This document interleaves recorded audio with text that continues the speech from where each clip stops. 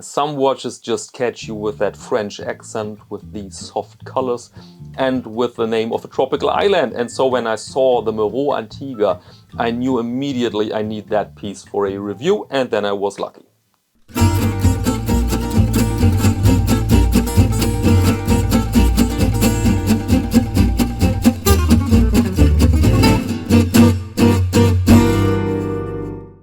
Welcome to Caseback Watches. My name is Tim, and as said, our topic in this video is the Méraud Antigua. And I featured that watch briefly in Watch of the Week. And of course the question now is, can the watch convince in real life? Is the real life really better than these images? And my answer here is absolutely yes. I was in contact with the owner of that micro brand, and he was very friendly, and I told him that the sand-colored Antigua is my favorite, and then the parcel arrived, and I saw the black one. I thought, oh no, I wanted to see the sand-colored, but then I realized he sent me both watches, and so I'm in the lucky position here to show you both watches in detail in the Lightbox in a minute. But before we do that, let's speak briefly about the caliber inside, because that's one of the specialities here of this watch, that you find inside an NOS Landeron 248 caliber. And these calibers are not exactly rare in case of a vintage watch. You find them in large numbers in chronograph Swiss models from the, let's say, late 30s to the 60s. But of course it's very special when somebody finds a badge of NOS Landeron 248 movements and placed them fully serviced in a new watch. That's just great. And the question is, of course, can you service such a Landeron? And the answer is yes, even an independent watchmaker can service these movements. Parts are available because of the large production of these calibers. And here we are with our two Méraud Antigua watches, sand dial and the black dial here. And first let's go over the measurements. We have a case diameter here of 40 millimeters. The length lug to lug is 48.6. Height is 13.5, including the crystal, yes. The lug width here is 20. We have a sapphire crystal. On this model, a screw-down crown, but this is a prototype, more of that later. Then we have a nice exhibition case back, and inside you see the Landeron 248. Very interesting and good-looking movement. Again, more of that later, because I'd like to start here with the dial, or with the dials. First, what we see are colors. Well-chosen colors, a bit creamy, if you know what I mean. A bit creamy, a bit faded. Really looks, yeah, 60s, looks vintage, but cheerful, playful in a way, with that orange and of course the blue accent here together with the orange. Nicely done, goes nicely together with the sand dial, but also with the black. So really good design job, if you ask me. I forgot to mention the bezel. This is a 120 click unidirectional bezel sapphire insert, so neat and clean surface here. And another nice detail here is, of course, that you have the seconds here in form of a little compass, so without scale. So basically an indicator that the watch is running in this nice blue, same color as on this 30-minute counter. Here, so the layout and the measurements are very, very classy here. You have also a tachymeter scale on the dial if you look closely to measure speed. So very vintagey, very 60s. But the handling of these watches is pretty modern. It starts with a bezel, which is, I think you can hear this, which is tight and precise and nice to operate. A bit too stiff, but I think this will loosen up over time. And also, of course, the sapphire crystal, which leads together with the other components to a water resistance of 100 meters. So really comfortable to wear this watch. You don't have to baby it so much. Then we have a brushed case with drilled lug holes. Very handy. Then it comes on this fine Molecan leather strap, fine leather with quick adjustment spring bars, which you don't need, by the way, when you have drilled lug holes. But okay, it's a nice feature.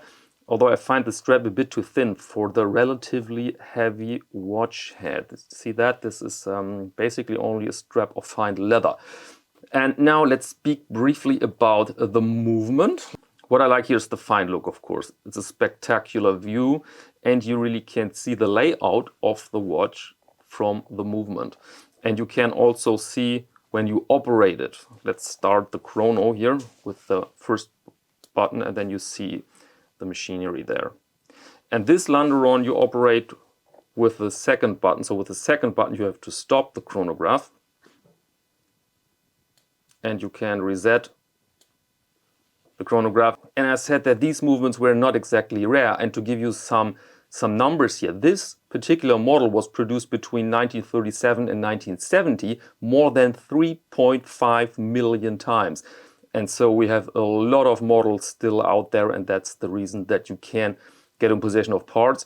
And the specs here are pretty simple. 17 joules, 18,000 beats, which you can hear, ding, ding, ding, ding, ding. It's very slow compared to modern movements, and it offers a power reserve of 41 hours.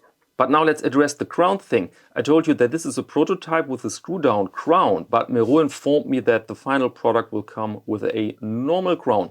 They find it not very handy for the user. Well, yeah, I don't know exactly what that means, to be honest, because this crown works. I mean, it's true, it's not super comfortable to use because of the normal pushes. And to be honest, I don't know if it makes so much sense when you have normal pushes without a screw-down functionality. Why then a screw-down crown? I mean, the water can enter here then. And the predecessors, the 60s chronos, I think never came with a screw-down crown. So for me, it's not really a problem. But now let's operate the watch. It provides hand winding. This feels just beautiful. It's fully wound now, so I cannot, there's a bit room. This feels nice, and also setting the hands. There you go. Feels very, very good. Very good and substantial and precise, and so pleasure to operate that watch. And again, if it's really necessary that you have a screw-down crown, I don't know. So I don't see the problem here, to be honest. And now let's change to the black one so that we can see this particular model. Here you see again a calf leather strap with a fine color matching here. See the loom and the strap, very nice. And this watch will be available also on a metal bracelet. Very interesting, of course.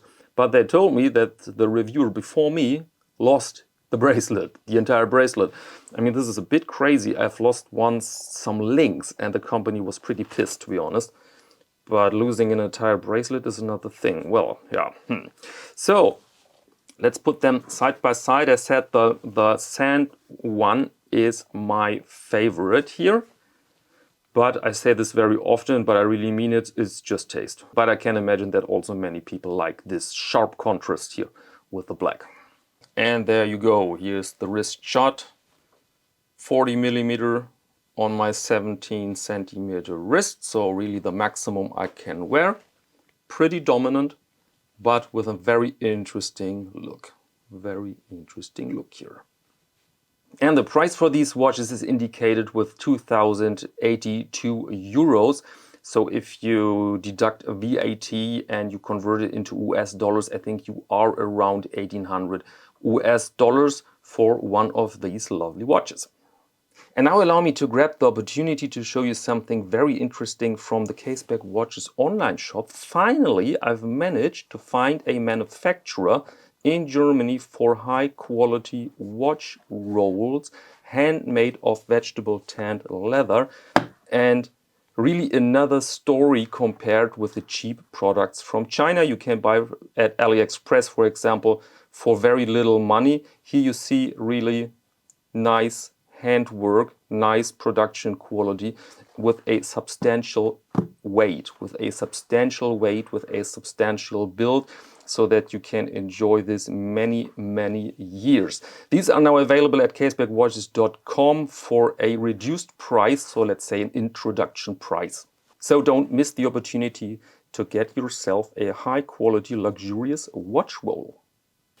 Okay, welcome back. And now when you check out that website, you will find out that the sand one here on the wrist is already sold out. And the question is, of course, does it make so much sense to review a watch that is sold out? And my answer is definitely yes. Think of Laurier, think of Man.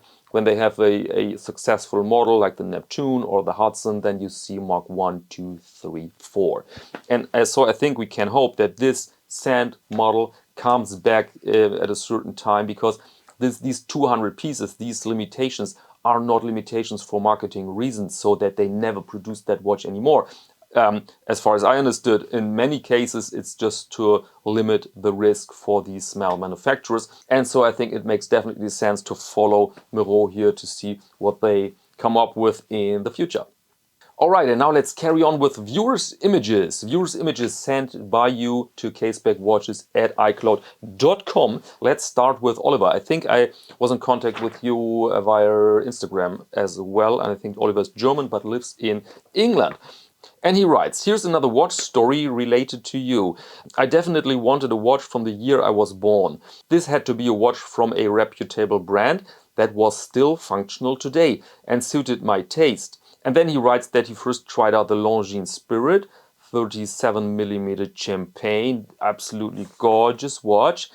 But then he opted for a Rolex Datejust, found out too expensive for me, let alone a day date. Tudor would be an alternative. Then I just searched all brands combined with 1965 on eBay and came across the Omega Genève. Next step was to search on YouTube for Omega Genève, and there I found your first YouTube video about this model. Thanks for the valuable tips, which is why I dared to buy on eBay, $550 from Israel, by the way, and I was not disappointed.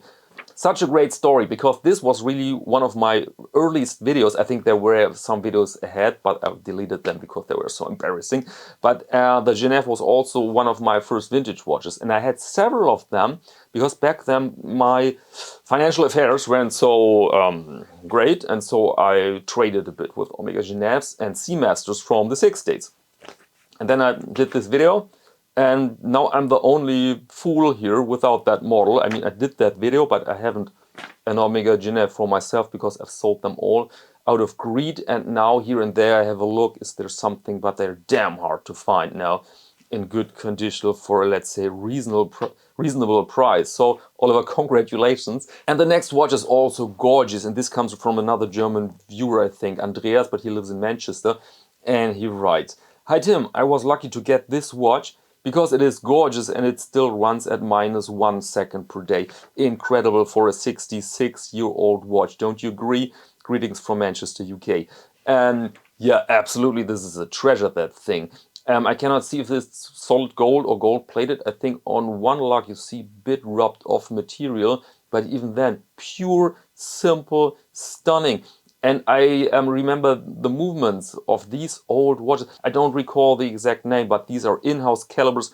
They are robust as mules, and you can regulate them, you can service them. So absolutely great. Great find. Congratulations to you.